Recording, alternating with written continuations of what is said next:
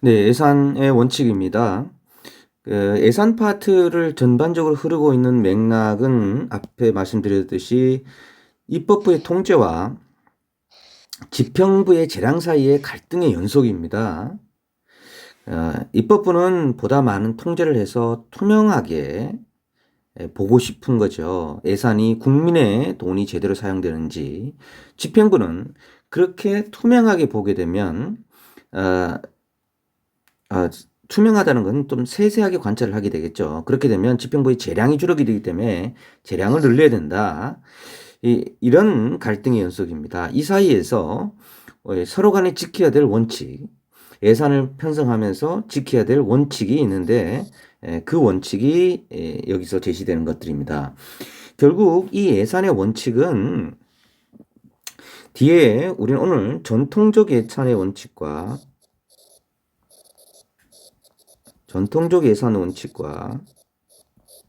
이 현대적 원칙을 배우게 되는데요. 전통적 예산의 원칙은 주로 이런 국회의 통제 중심이었다면 현대적인 예산 원칙은 이런 집행부의 재량이 좀 중시되는 형태로 진행이 된다. 요걸 이해하는 게 중요하고요. 물론 제일 어려운 건 이겁니다. 전통적 예산 원칙을 이해하고 그 예외를 아는 겁니다. 그것은 이 여러분 책 321쪽에 있는 이 표를 이해하는 게 가장 중요하겠죠. 이 부분에서는 시험에 잘 나올 뿐만 아니라 이 원칙에 대한 언어가 물론 우리 행정학에 이런 언어를 만드신 분들은 이전에 저희 선배들이겠지만 굉장히 오히려 명쾌하지 않는다는 생각도 들기도 해요. 그래서 이런 사용되는 이 원칙이라는 언어들과 내용 그리고 이 예외를 잘 이어주는 학습이 필요하겠습니다. 하나하나 보도록 하겠습니다. 자, 지금 보는 건 전통적 예산의 원칙입니다. 주로 입법부의 통제지향적 예산 원칙을 이야기하는 건데요. 예산 공개의 원칙, 너무나 당연하죠. 예산의 모든 과정과 내용이 국민에게 공개되어야 되겠죠. 왜냐하면 그 돈은 국민의 돈이기 때문이죠. 이건 당연히 재정 알 권리와 재정 민주주의 원칙에서 당연한 결과입니다. 다만 우리가 중요할 것은 이 예외입니다. 국방비를 상세하게 뭐 탱크를 얼마 사겠다, 헬기를 얼마 사겠다 하면 적군에게 다 노출되겠죠. 국방비와 국가정보원 예산의 경우는 비공개가 가능합니다. 국가정보원 예산도 사실은 굉장히 비밀적인 예산들이기 때문에 이런 경우는 공개하지 아니할 수 있다라는 겁니다. 예산 명료성의 원칙입니다. 여기서의 명료람 함은 국민이 알기 쉽게 편성되어야 한다는 거죠. 수익과 지출에 대한 내용들이 합리적으로 분류되어 표현되어야 된다는 겁니다. 여기에 대한 예외는 총액 계상 예상제도, 총액 계상 제도입니다. 이 총액 계상 제도란 정부가 어떤 사업을 해야 될지 미리 확정하기 곤란한 사업의 경우 이 총액으로 예산을 편성하는 겁니다. 명료하게 국민들이 알기 쉽게 그 내용이 없는 거죠. 그죠? 이런 아주 예외적인 경우입니다. 총액으로 예산을 계상하는 경우. 예산 단일성의 원칙. 하나의 회계 연도에는 하나의 회계만 있어야 된다는 거죠. 그 예산 회계연도 즉 단일 회계연도에는 본예산과 일반 회계만이 있어야 된다. 자, 예산이 편성된 걸 본예산입니다. 여기서 플러스 알파를 하기 위해서는 뭐죠? 변화를 하기 위해서 추가 경정 예산을 하게 되고 또 본예산 내에서도 일반 회계가 있고요. 또 특별 회계도 있습니다. 그죠? 이런 복잡한 것들은 예산 단일성의 원칙의 예외라는 겁니다. 예산 단일성의 원칙은 본예산 외에 추가 경정 예산, 일반 회계 외에 특별 회계나 기금은 모두 단일 성의 원칙에 대한 예외이다. 자, 일반 회계 외의 특별 회계는 뒤에 가서 좀 더 상세히 설명을 하도록 하겠습니다.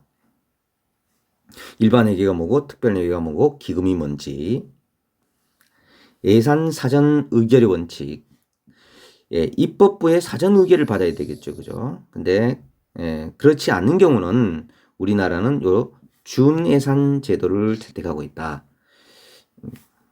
입법부가 만약에 12월 31일까지 예산안을 통과를 못 시켰다. 그러면 1월 1일부터는 전년도 예산에 준하여 사용하고 있다. 준예산을 하고 있다. 예산 한정성의 원칙입니다.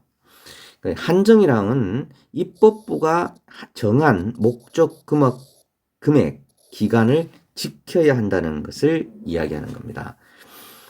그 예외로서는 예산의 전용과 이용, 2월 넘겨서 하는 거죠. 그죠? 그 다음에 계속비, 그 1년 넘어서 하는 거, 그 다음에 추가 경정 예산 등이 있다. 예, 뒤에서 좀 더 전용과 인용 좀 더 상세히 살펴볼 거니까 여기는 일단 보고 뒤를 보고 다시 돌아오면 여러분 이해가 좀 빠를 겁니다. 예산 완전성의 원칙. 예, 모든 세입과 세출은 예산에 계상되어야 한다는 겁니다. 그 예산이 자, 우리나라에서 들어오는 지출과 수입은 이 예산이라는 선에서 모두가 계상되어야 되는데 그 예외가 있다는 겁니다. 그 예외가 전대차관이라고 볼 수 있습니다. 전대차관이란 여기 설명이 되어 있거든요. 여기 한번 읽어보세요. 전대차관이란 국내 사업체나 기관에서 국가가 대출하여 줄 것을 조건으로 기획재정부 장관을 차주로 하여 해외의 금융기관으로부터 외화자금을 벌어들이는 겁니다. 예를 들어서 대한항공이 지금 재정 압박이 있어서 HSBC 은행으로부터 홍콩 상하이 은행으로부터 2천억을 빌린다. 그게 HSBC가 안 빌려줄 수 있겠죠. 홍콩 상하이 은행을. 그러면 여기에 기획재정부 장관이 차주가 돼서 돈을 빌려주고 이 돈을 기획재정부 장관이 대한항공에 빌려주는 겁니다. 이렇게 되면 결국은 국가는 2천억의 빚 보증을 서게 되는 거예요. 하지만 교수님 이렇게 빚 보증은 틀림없이 국가의 책임인데 왜 이거를 예산에 계상하지 않습니까? 사실 국가가 만약 2천억 빌려준다면 당연히 담보를 잡게 되죠. 대한항공에 대한 권한을.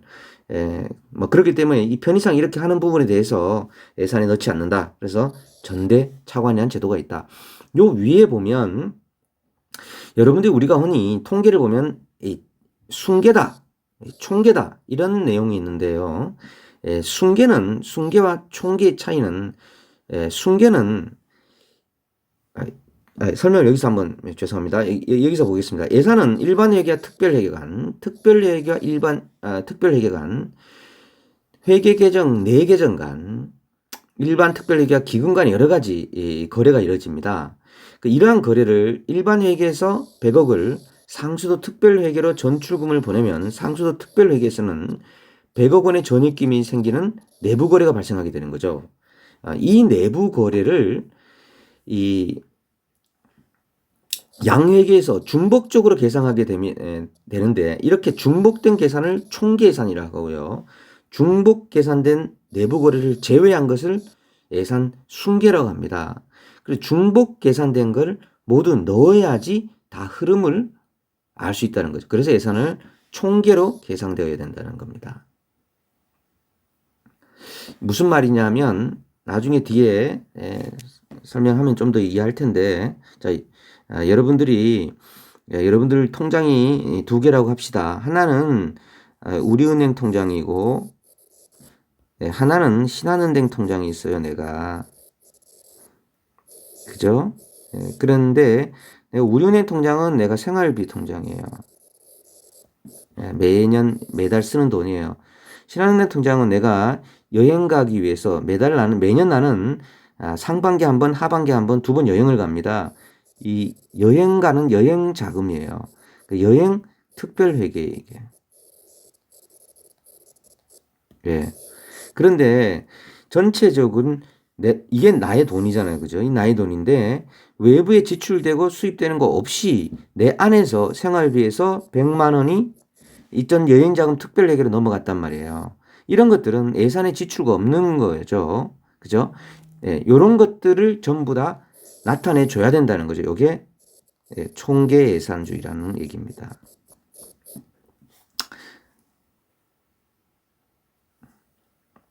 자, 예산 통일성의 원칙입니다.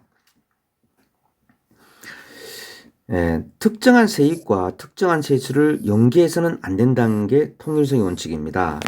무슨 말이냐면 이 돈은 돈에 꼬리표가 붙어 있지 않다는 거죠. 우리 예산은 이렇게 수입으로 들어와서 이렇게 지출로 들어갑니다. 반드시 수입으로 들어오는 요 돈이 지출로 이렇게 나가야 되라는 건 있을 수 없어요. 그죠? 그래서 이게 예산의 통일성의 원칙입니다. 들어온 돈은 다 일단 국고에 들어와서 그 다음에 다시 빠져나가는 거잖아요. 그러니까 들어올 때 요 돈은 반드시 요 돈을 써야 돼. 이런 건 없다는 거죠. 그 예외가 특별회계, 목적비, 그 다음에 수입 대체경비가 있다. 특별회계는 뒤에 상하수도 특별회계처럼 자 상하수도 특별 이건 이 상하수도에 대해서 쓴 상하수도 비용은 이 상하수도 특별회계에 들어가서 상하수도에만 쓰는 거예요. 그리고 이런 거니까 좀 통일세 원칙의 예외고 목적세도 마찬가지도 이런 목적세 알죠? 교육세 그럼 교육을 위해서 써야 되는 거죠. 수입 대체 경비가 이게 좀 어렵습니다. 수입 대체 경비는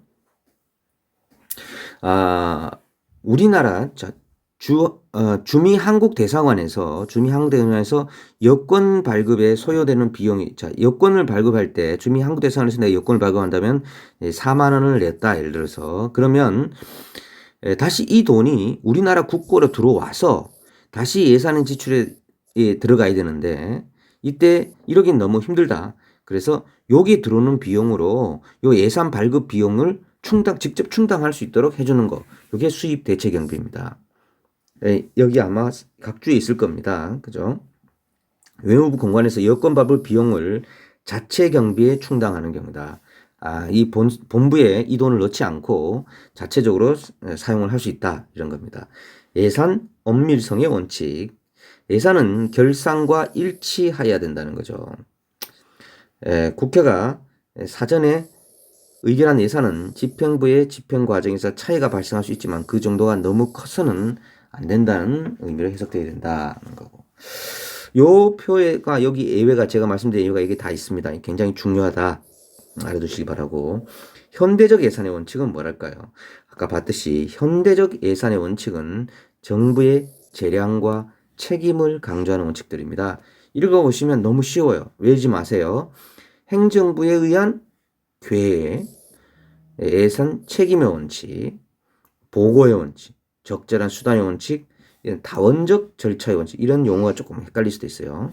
그 다음에 행정부 재량의 원칙, 신축정의 원칙, 예산기구 상호성의 원칙 이런 것들이 있다. 자, 예산의 원칙. 국가재정법에서는 정부 예산의 원칙을 제16조에서 이렇게 하고 있어요. 재정 건전성을 확보해야 되고 국민 부담을 최소화하도록 최선을 다해야 되고 재정 운영에서 재정 지출과 조세 지출의 성과를 제고해야 되고 국민 참여를 제고해야 되고 예산은 여성과 남성에게 미치는 효과를 평가하고 그 결과를 이게 뭐죠? 뒤에서 배우는 성인지 예산이죠. 성인지 예산서를 해야 된다. 이런 형태입니다. 자, 지금까지 예산의 원칙에 대해서 살펴보겠습니다. 일단 여기까지 하도록 하겠습니다.